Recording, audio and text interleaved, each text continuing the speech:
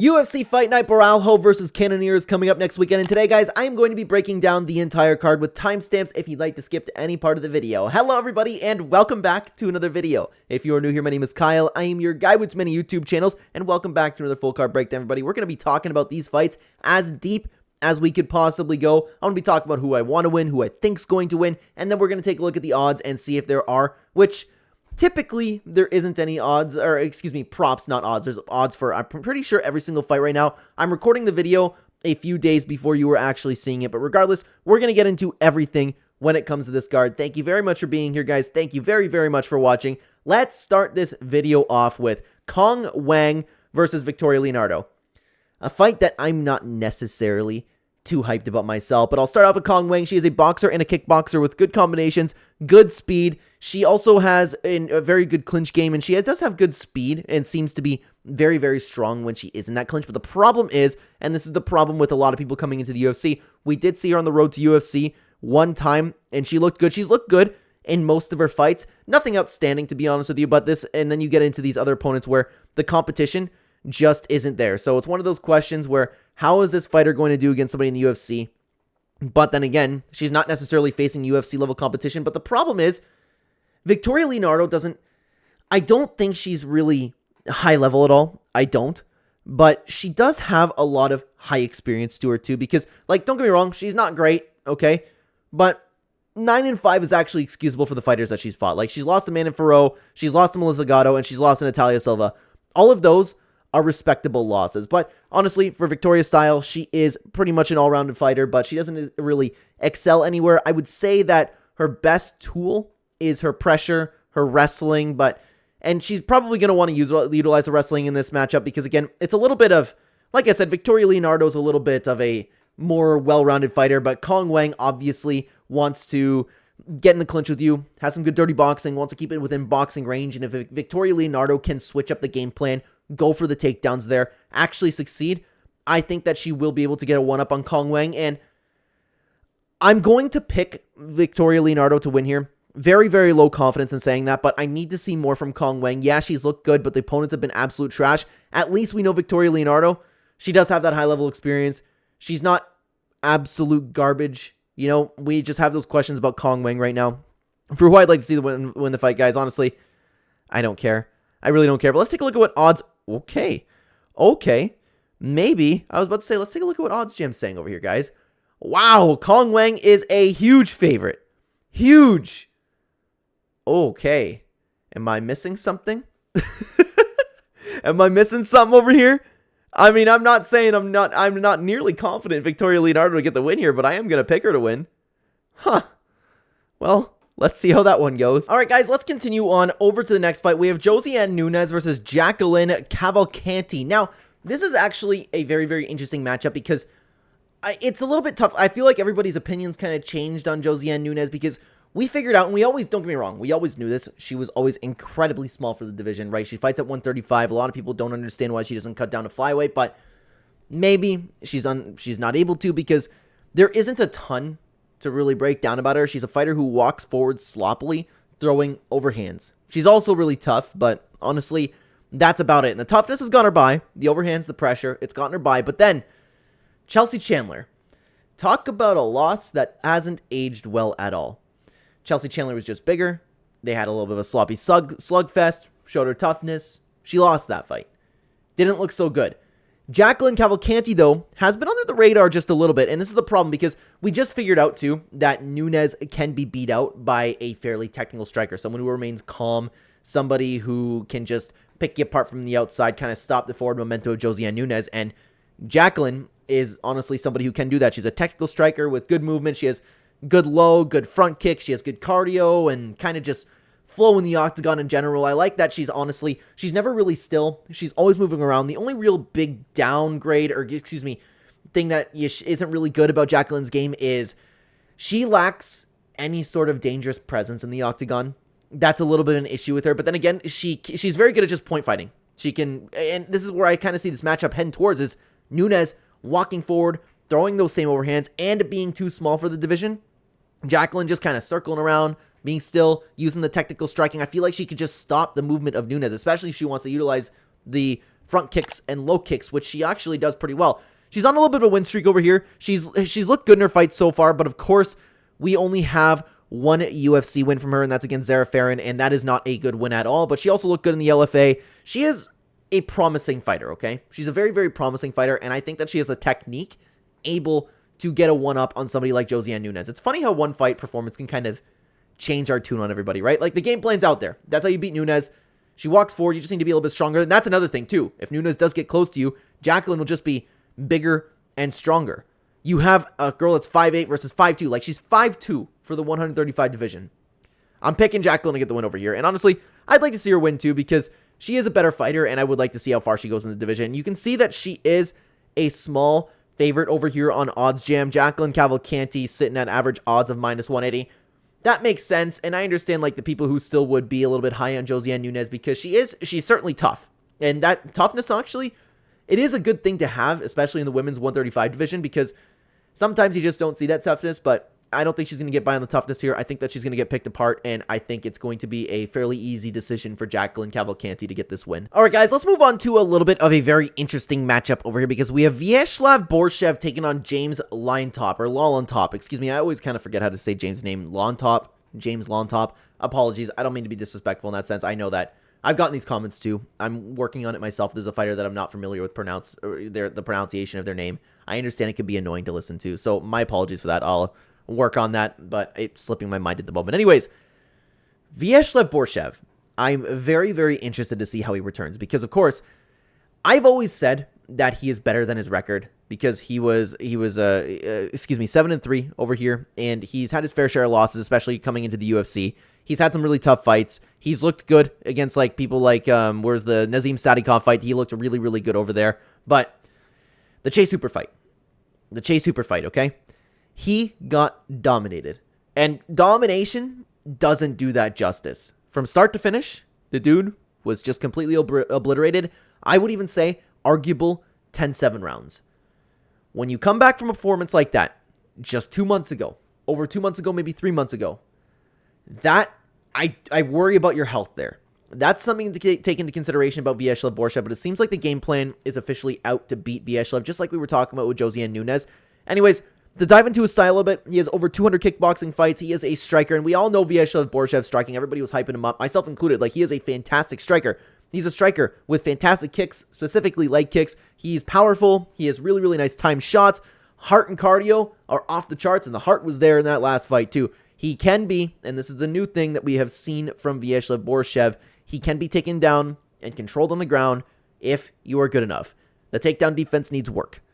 On the other side of the coin, James Llontop coming in to the UFC after his first defeat against Chris Padilla, and we didn't really get to see too much of his showcase, but he seems to be I don't want to say like promising fighter. I just don't really know where this dude is going to belong in the UFC too, though. Anyways, he is a striker who does a great job when things end up getting a little bit dirty. He's really good in the clinch. He has really nice elbows, really nice knees. He also has good cardio. He has decent power. He has good fight IQ. While he does excel at striking, though, he does have a all-round game. And this is where it's a little bit tough to break down this fight, okay? Because James Llontop has the all-round game, but like I just said, he prefers to strike. Is the game plan going to be to take down Viacheslav Borshchev? It should be. I would imagine it would be, especially after watching his last fight, okay? I don't know if he's going to do that because, again, this dude likes to clinch, this dude likes to strike, and he's quite good at it. But that's the problem. That's why it's a little bit tough to pick. I don't know. Like, man, this is so tough because I keep saying I want to give Viacheslav Borshchev one more shot, but I'm thinking about, like, the amount of damage he took in his last fight just 2 months ago. I'm not feeling too good about that. That could be life-changing damage, but he could come back because he's still only 32 years old, pushing 33. He's still in his prime. He's exiting his prime. He is a very, very good fighter. That just really worries me. I'm a little bit kind of 50-50 on this fight, guys. I think that Viacheslav Borshchev is the better fighter, but he hasn't been able to put it together. The game plan's out there. He needs to work on that takedown defense, and until I see that, I don't think I'm going to pick him again, to be honest with you. But then again, even just the previous fight before, he looked great. You know, it's tough. I'm going to very, very slightly choose Jane's Llontop to get the win over here. And I'm talking like 55-45 over here, guys. I think it's a very, very tough fight to pick. And for a fighter that would like to see win, I would like to see Viacheslav Borshchev get the win. The dude's heart's out of like all the way over there, man. He is so good at striking. I love watching this dude fight, and you can tell that he really, really wants to win. I'm not saying that James doesn't have the same thing, but I'm a fan of his, man. I like Viacheslav Borshchev. It's interesting, too, that out of everything, like, the ground game is your huge weakness if he's training at Team Alpha Male. You know, a little bit tough. I understand it's like a little bit of a new sport you're coming into after kickboxing. But anyways, let's take a look over at what the odds are saying over here. And Viacheslav Borshchev is sitting at about a minus 238 favorite. I wouldn't play him at those odds. I'm not confident saying that whatsoever. I need to see him show a little bit of improvements in takedown defense. And I need to see that that wasn't life-changing damage that he just took. And until then, I'm not going to put my money down on him. And I'm almost sure that I bet on Viacheslav Borshchev last time around. I could be wrong about that. But regardless, man. Regardless, very interesting fight. Can't wait to watch that one. All right, guys. Let's continue on over to the next fight, though. And I got to be completely transparent with you guys over here. I'm always, and this is something that I've received a little bit of criticism for on the channel. And criticism is always welcome on the channel. Always welcome. And I understand why you guys criticize me on this. And it's because sometimes I am on the fence with my picks. But I keep coming back and saying, like, well, this is a really, really tough sport that we predict. And there are a lot of fights on here where I'm not confident at all. My point being is I want to make honest content. If I'm not confident in a fight, I'm not going to be confident in a fight. I'm not just going to make a pick for the sake of it. Well, I mean, like, ultimately I go, well, if you had a gun to my head, I'd pick this guy. You know what I mean? But I hope you guys understand where I'm coming from. So, again, I want to build this channel on honesty. I wouldn't, if anybody's looking to, like, and typically what I say is, like, okay, we combine my fight knowledge with your own research if you want to make some bets. I have, in my opinion, a vast knowledge on this sport. I watch a lot of things outside of just the UFC, right? I'm quite familiar with many or the vast majority of fighters. For this fight, I wouldn't really take my opinion too much into consideration over here because I have only seen one other fight off except for the Contender Series, and that was from Jose Medina.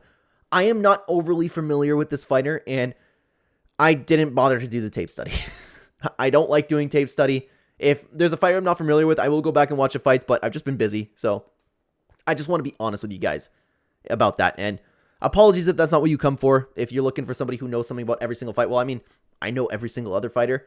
I hope you guys just don't hear what I'm saying about this fight and discredit what I'm talking about when it comes to any other fighter. So, Jose Medina, from what I have gathered, he seems to be a tough fighter. He has good power. Sometimes he can get a little bit sloppy, but not all the time. But Zach Reese, on the other hand, okay? Zach Reese, very powerful striker. Very aggressive and effective grappling to back that up. He seems to have a little bit of an all-around game. He has good pressure, uses heavy hands, huge leg kicks, and he does it pretty well. And honestly, he also does a really good job of the clinch. Like, this dude seems to be a little bit of the whole package. He's very dangerous, and I'm interested to follow the career of Zach Reese over here because after coming off the Contender Series, everybody's like, oh my god, this dude could be a huge problem. He looks really, really solid.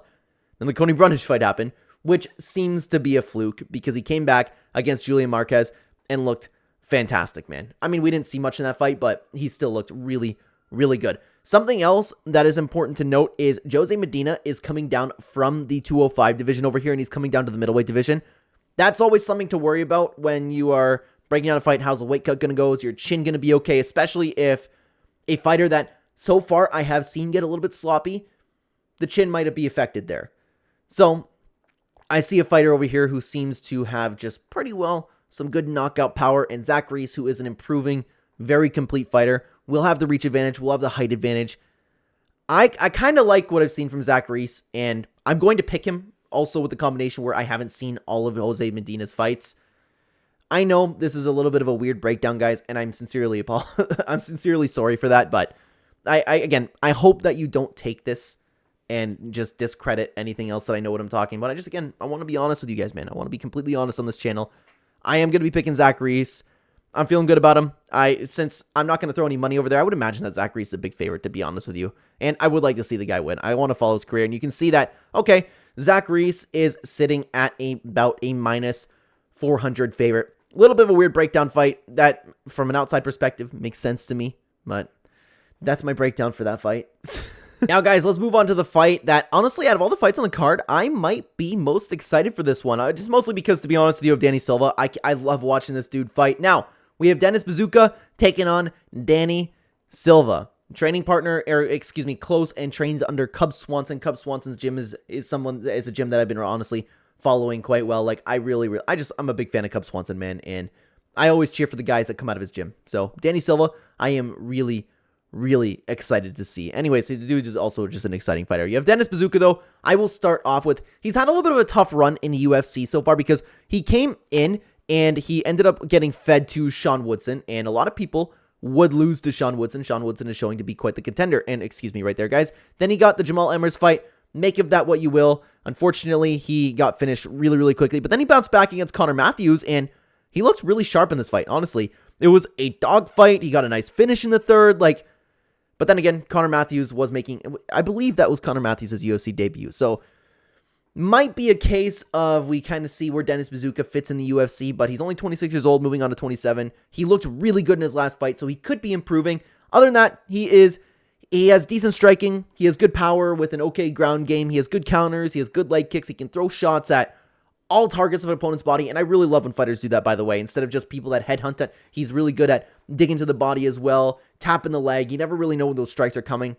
He also does a good job at, and this is where he really excels, moving forward and dictating the pace. That's where Dennis Buzukja could get a one-up on you. So he is taking on Danny Silva, who is put together a really nice 3-fight win streak since coming into the UFC. He got his first win against Josh Kalibau, and I think that was a fantastic fight. That fight could have gone either way, so I'm not going to complain about the decision there. It was a plus for both guys over there, okay? He is a well-rounded fighter, good pressure, volume, fast boxing, great leg kicks, accuracy, combinations, BJJ. He is open to getting hit, but he has shown to be extremely durable in his fight so far. And another thing that I really love about Danny Silva is this dude is incredibly patient when he's going for finishes.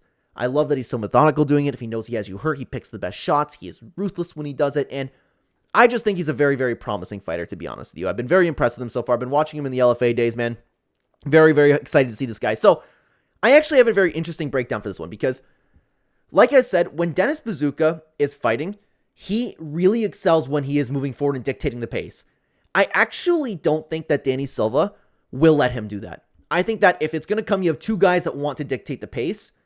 Danny Silva, I think, is going to be the guy to kind of just outdo him in that department. He's going to make Dennis Buzukja a little bit uncomfortable. That, and I believe that Danny Silva is the more improving fighter. I need to see more from Dennis Buzukja. I need to see another great performance from him to say that he's really improving, because it could have been the opponent that he was fighting. Connor Matthews, that was his first loss, but it was, and I'm almost sure it was his UFC debut. But anyways, every single time I see Danny Silva, I'm like, okay, this guy's getting better and better. But the day that Danny Silva gets chinned is coming.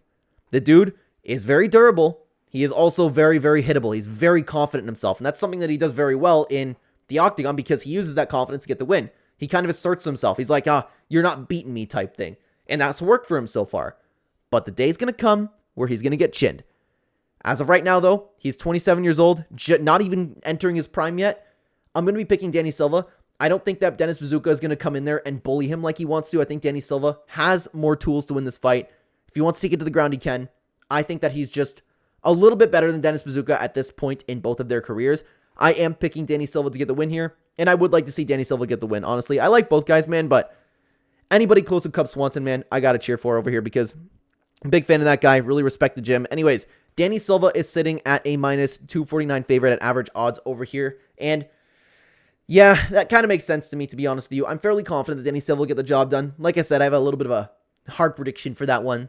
I'm feeling good about Danny Silva this one, guys. I'm feeling really good. Now, guys, before we get into the main card over here, and I would imagine there's going to be more fights put on this card because as of right now, there's only 4 fights on the main card. So, like I said, I was recording this video a few days before you're actually seeing it, and I would imagine they added some new fights on there. If it's multiple fights, I'll be making an update video. But anyways, that's not what the pause is even about, guys. I talk a lot about betting on this channel. So, if you're interested in either supporting the channel or seeing exactly where I'm putting my money, where my mouth is, or if you'd like to see what I'm betting on and maybe combine my fight knowledge with your own research, for any of those reasons, you can check out the channel membership. Every single Thursday or Friday before the events, I will be uploading a community post and a members only video showing exactly what I am doing with my own money. Because again, I talk a lot about betting on this channel. If you guys want to check it out, either that, support the channel, do whatever you want with it. You can check out the channel membership, pin comment, description down below, or right next to the subscribe button. It is very cheap compared to other channels.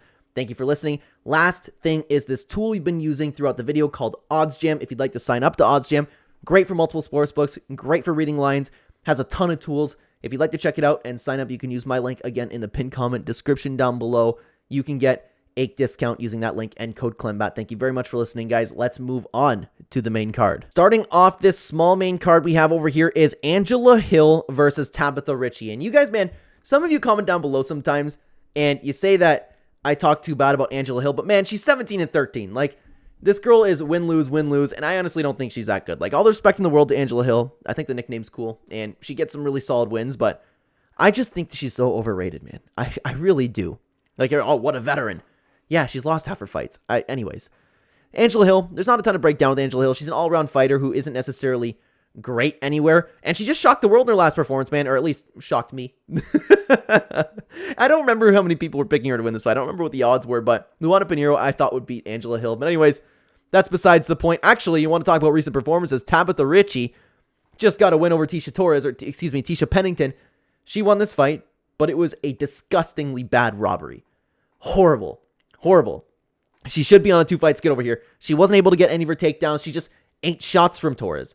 The game plan, though, and you know what, I'll talk about this now, because the game plan to beat Tabatha Ricci has just been exposed. I understand she lost against Lupa de Godinez, but that was a close fight, and Lupa de Godinez kind of just met her with technique.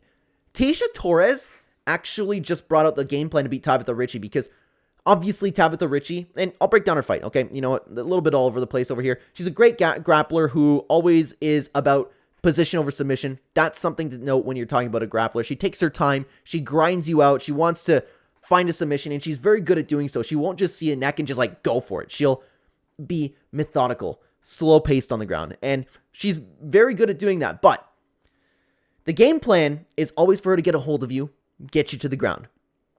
Tisha Pennington just opened up the way to beat her. When she gets close, swing like hell. If Angela Hill can do that, which I don't really think that Angela Hill's the type to do that, but that, like, every single time she got close to Tecia Torres, she was just swinging. And then Tabatha didn't know what to do. She couldn't find the takedowns. That's a little bit tough, because then you see, like, Tabatha Ricci's the type of fighter who wants to be very technical getting in. I don't think that she's really the type of person to eat those shots to just get a hold of you. Someone like Danny Silva we were just talking about. If Danny Silva wants to take you down, he's going to walk his face forward to get a hold of you. Tabatha Ricci won't do that. So the game plan is there to beat her out. Angela Hill, though, I don't think has the power, and I don't think she is the type to necessarily swing wild to beat Tabatha Ricci. But if you're going to fight Tabatha Ricci, that's the way to beat her now. And it's funny enough, like, I feel like there's a few times on this card where we were talking about, like, now the game plan to beat some fighters have been exposed. It's funny how one fight can change. Like, we were just talking about with Sean Strickland and Israel Adesanya in one of our live streams, and it's like, it's funny because now it makes sense. Just crowd Izzy with the defense, right? But I find it very interesting. That's what I love about MMA, right? I don't think that Angela Hill is going to use that strategy against Tabatha Ricci, and that is why I'm going to pick Tabatha Ricci to get the win here. I think that she is just a better grappler than Angela Hill. Yeah, you know what? Angela Hill's a better striker, but Angela Hill isn't that good. I know. She's won 4 of her last 5. I don't get it. Even the Mackenzie Dern fight, I don't get. Like, this doesn't make sense. This record doesn't make sense. And I already know I'm going to get those comments down below, like, put some respect on Angela Hill's name, but I just don't get, I don't understand how she picks up these wins, man. I don't. She's 40 years old, fighting somebody who's in her prime. I'm picking Tabatha Ricci. But then again, Angela Hill just might prove me wrong again. This sport just doesn't make sense sometimes, and this is why I'm not betting on this fight. And to be honest, I don't really care who wins this fight. And you can see, okay, the odds are over at a pick'em. I don't think it should be a pick'em. I'm picking Tabatha Ricci, but then again, maybe the odds are at a pick'em because Angela Hill just keeps finding the wins. I don't know, man. Let me know what you think about this fight. Weird stuff. Now, guys, let's move on to the featured fight of the card. We have the return of Michael Morales. I feel like it's been a little bit since we've seen him. 8 months ago. Yeah, so he's taking on Neil Magny, and I have a joke on this channel that honestly, I feel like I'm Neil Magny's biggest fan. I just have a ton of respect for the guy. He takes on everybody like he's better than his 29-11 record because this dude has fought the who's who in the UFC for so long. He's 37 years old at this point. And that's something to know. You know what? I'll start with Neil Magny. He's 37 years old. He's a veteran at this point in his career. He is a very well-rounded, experienced fighter. He excels when he's slowing down the pace of fights, controlling his opponents in the clinch or wrestling. But I do have something negative to say about Neil Magny. Unfortunately, at this point in his career, his age is finally starting to show. The damage his body's taken over the years and just all of the training camps, I think, is finally taking its toll on him. He is getting slower in his fights, and honestly, he's offering less resistance to calf kicks, and Ian Gary really was the guy to really bring that to the game plan of beating Neil Magny. And I understand Neil Magny, how he took this on short notice, but I don't recall short notice, but regardless, it was short notice. Ian Gary destroyed him with the calf kicks, and then he did get the win over Mike Malott, but he was losing this fight. He was slow, he was looking old, but somehow he ended up pulling the TKO, and Mike Malott kind of got fraud checked in that sense. But he was in this fight still having a huge issue with the calf kicks. So that's something to take into consideration, especially when taking on a guy like Michael Morales. Michael Morales is 16-0. A lot of people are really hyped on this guy, and don't get me wrong, I think he's really, really good. I just think you guys gas him up a little bit too much. I'm not convinced that this guy is going to be a top contender yet, but I mean, he might prove me wrong. He has all the potential in the world. So he is a very well-rounded fighter with accurate technical striking. He's very good at this, and he's remaining calm and patient, countering his opponents. That's where his huge strength has. And he also has like really good power, speed, fundamentals. He does a great job, and this is the problem with Neil Magny. He does a great job at utilizing calf kicks to stop his opponent's forward momentum. We just saw Neil Magny have two really, really rough fights where he had huge problems dealing with calf kicks, and Michael Morales is very good at that, especially when opponents are moving forward. Like I was just talking about Danny Silva, though, the day that Michael Morales gets chinned is coming. Sometimes he's too calm in there. Sometimes he eats big shots. Kind of like the opposite we were talking about Danny Silva, where Danny Silva will just like throw himself into a fight. Michael Morales is just in there, and he's kind of like, it reminds me of Islam Makhachev just a little bit, not in the fight style, but in the sense of like, I'm in here, I'm going to beat you. No matter what you do to me, I'm going to beat you. And sometimes he is so calm and patient in there, just focusing on landing his own shots, that he eats big shots himself. So far, it's worked out for him. Like I said, I've been impressed with him throughout his career so far. He's had a perfect UFC run so far. Against decent opponents, too. He got a win over Jake Matthews, depending on you want to look at that. Max Griffin, which is a really good win in my opinion. Adam Fugit is okay. Trevin Giles is a good win. Like, I've been impressed so far. I just don't know how he's going to fit at the top of the division. And now, is Neil Magny still ranked? I would imagine he is. But I don't know if this is his first shot getting ranked. Or Michael Morales might be ranked. Regardless. Talking about this matchup here, okay? I think at this point in his career, Neil Magny is, I don't want to say washed, but he is way past his prime now. I don't think he's going to be able to get a hold of Michael Morales. I don't think he's going to be able to wrestle Michael Morales. I think that he's going to have a huge problem taking the calf kicks. And I think Michael Morales is just going to kind of pick him apart up into a decision. Neil Magny's going to tough it out. I think it's going to be a decision win for Michael Morales. And I think he's going to make it a little bit look a little bit easy. And we're going to start talking about Neil Magny, unfortunately, being washed. But I hope, with all of my heart, that I'm wrong. Neil Magny is one of my favorite fighters. I have so much respect for him. And I have been following his career for a very long time. I really, really like Neil Magny as a person. And I would love to see him get the win. I hope I'm wrong here. But I just don't see him pulling off the win, man. I don't. And I have a feeling when I'm looking at odds jam over here. Yep. Yep. Michael Morales sitting at average odds of minus 576. Unfortunately, I agree with that. I hope again, everybody's wrong. I would love to see Neil Magny shock the world again. But unfortunately, I am picking Miles Morales. Michael Morales to get the win over here. What am I talking about Spider-Man for? All right, guys, let's move on to the co-main event. We have Edmund Shabazian versus Gerald Meerschaert. I feel like this is kind of the card where we'll have a lot of answers to many fighters because, again, I have questions about where Edmund Shabazian at this point is in his career. Sorry for repeating myself a little bit. Anyways, you have Edmund Shabazian, who's a good all-round fighter, and he is very good when he is moving forward. He can be quite explosive, but he lacks defense, especially against takedowns and ground control. Game plan's kind of out there to beat Edmund Shabazian, and then against, like, everybody was kind of counting him out. He somehow got a win in the middle of this big losing streak that he was in, but he had a really good performance against AJ Dobson because he came out and, well, AJ was using his was using his range very well. Edmund went through some nice adversity. He clipped AJ himself and ended up getting the win over there. So in my opinion, Edmund, while, did I say he looked good? I don't know if I want to say he looked good, but he proved that he definitely still belongs here, if that makes sense. You guys know what I'm talking about in that sense. But anyways, on the other side of the coin, we have somebody who is still working to prove that he belongs into the UFC. You have Gerald Meerschaert, GM3. He is a grappler with okay boxing on the feet. His game plan is always to take his opponents down, work his grappling. He has a ton of high-level experience, and he has been in there with some of the best fighters in the world. I will say, I don't know if he's necessarily better than his 36-17 record, but he has fought like the who's who. Like, take a look at just these losses that he's had. Like, he's lost to some fantastic fighters. This dude never backs down from a fight. Like I said, he has all the high-level experience in the world. But here's the problem, okay? I know he's coming off of a win against Bryan Barberena. I know. But in his most recent fights, especially in this Bryan Barberena fight, his age is showing like we were talking about Neil Magny. His striking is incredibly slow. He's old now. The grappling's there. The strength's still there. We all know that when you age, your strength is really the last thing to go. Your power is the last thing to go. So when Gerald Meerschaert gets a hold of Edmen Shahbazyan, especially in the first round, he absolutely has a path to victory there. But Edmen Shahbazyan is only 27 years old. I would imagine he's still working to improve, right? It's very possible that he had a bad run. But he's an inconsistent fighter as of right now. My point being that the possibility for Gerald Meerschaert is there to win. But his striking looked so slow. His chin's out there to get hit, man. But then again, if he gets hold of Edmen, from Edmen's past fights, we know that GM3 will probably work in a submission. Work in some nice ground and pound. Work in some nice control. Am I crazy for thinking this is a close fight? I don't know. I don't know, man. I'm going to pick Edmen Shahbazyan because of the youth, because of the speed. I did not like the striking I've been seeing from Gerald Meerschaert lately.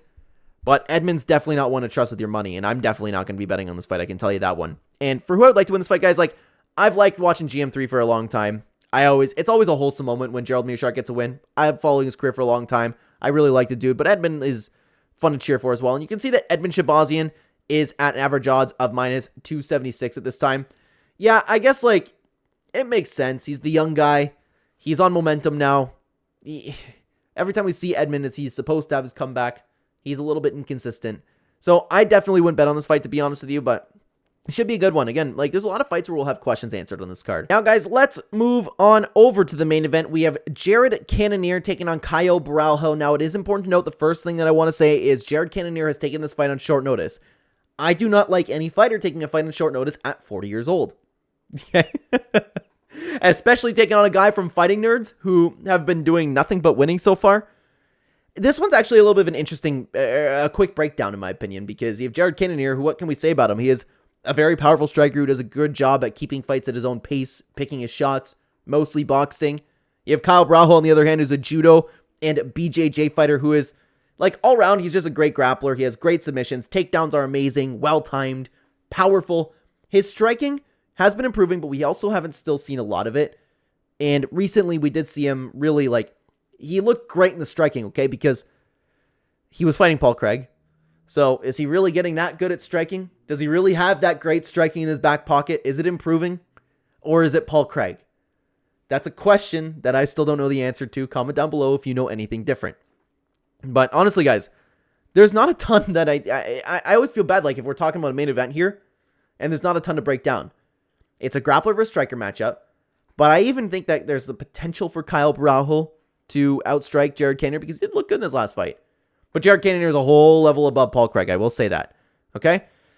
Now, Jared Cannonier, elephant in the room. He lost to Nassourdine Imavov. He did a great job in this fight. He was still looking good. And Jared Cannonier doesn't look like your typical 40-year-old. He still looks like he can hang with the division, okay? He did a great job at slowing down the pace in this fight and keeping in the boxing pace just like Jared Cannonier kind of does. He just ended up getting caught. It was a controversial stoppage, but I do believe that he was on his way to getting finished anyway, so this loss isn't a big deal to me. I just think Caio Borralho is going to win. I just do. I think that he's younger, he's in his prime, he's faster, he's coming out of a gym that is just dominating the scene right now, dominating everybody, and I have no reason to believe he won't do it either. Caio Borralho will for sure be the better striker. I would imagine he'll be stronger. 5 rounds, Cannonier taking this on short notice too at 40 years old. How long ago was this fight against Nassourdine Imavov? 1 month ago. You just got kind of finished. I think it's all kind of stacked up against Jared Cannonier over here. I will be picking Caio Borralho. I'm fairly confident in saying so. Let's take a look at what OddsJam is having to say. And honestly, guys, I do like both fighters, so it's one of those fights where it kind of sucks to see someone lose, but I will be cheering for Caio Borralho because he has a lot more to offer. I'd like to see him continue the momentum. And you can see the average odds. Caio Borralho is sitting at a slight favorite. Makes sense. Cannonier's a great fighter. It's a huge step up in competition for Borralho. But I think it's all kind of set up right now in favor of Caio Borralho in this fight. So I will be picking him to win, guys. Let me know what you think about all of the fights down below. Thank you very much for being here. Thank you very, very much for watching. It's a great card. I'm excited to watch it. Check out this video on screen if you'd like to keep watching the channel over here, guys. I will see you over there or in the next video. Take care.